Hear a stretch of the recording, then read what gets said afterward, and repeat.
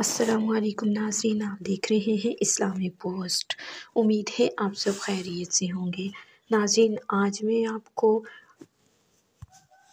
بخار کی تیزی، غصہ اور ضد ختم کرنے کے لیے نہایت ہی مفید عمل بتاؤں گی۔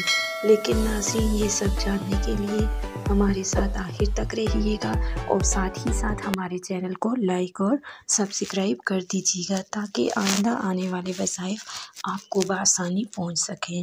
تو ناظرین، آغاز کرتے ہیں سورہ انبیاء کی آیت نمبر 69۔ یا نار کونی بردا و سلاما علی ابراہیم۔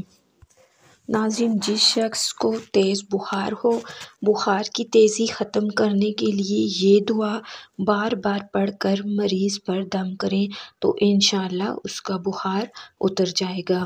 اور اسی طرح غصہ اور ضد ختم کرنے کے لیے بھی اس سورت کا استعمال نہایت ہی مفید ہے۔